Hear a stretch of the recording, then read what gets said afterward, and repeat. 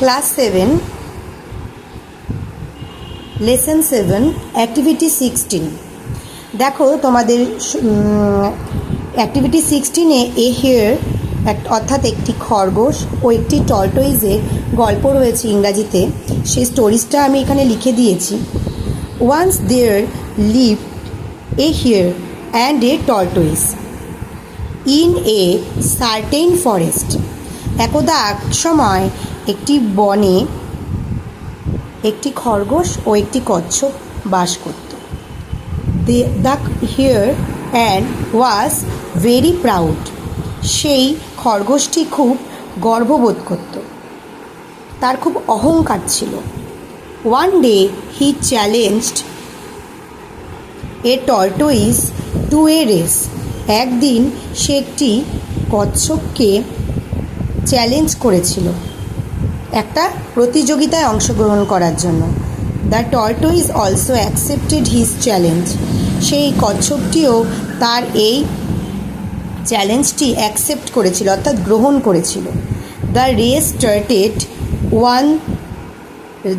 Started and the hare began to run fast. এই রেসটা প্রতিযোগিতা শুরু হওয়ার পর সেই খরগোশটি দৌড়ানো শুরু করলো।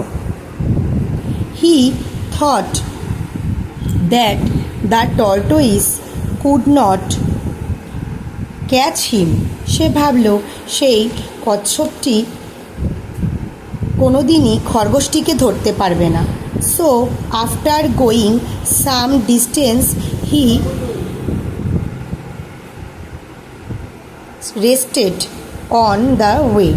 কিছুটা পথ যাওয়ার পর সে একটা রাস্তার ওপর বিশ্রাম নিতে বসল। দেন হি ফেল অ্যাসলিপ। তারপরে সে সেখানে ঘুমিয়ে পড়েছিল। উইদাউট রিয়েলাইজিং ইট, এটা কোনো কিছু না বুঝেই। When he wake up the টর্টয়েজ had reached the গোল। যখন সে ঘুম থেকে উঠল ততক্ষণে টর্টয়েজ অর্থাৎ কচ্ছপটি তার লক্ষ্যে পৌঁছে গেছিল। Moral: slow and steady wins the race. অর্থাৎ ধীর এবং একাগ্রতা থাকলে যে কোনো রেসই জেতা যায়।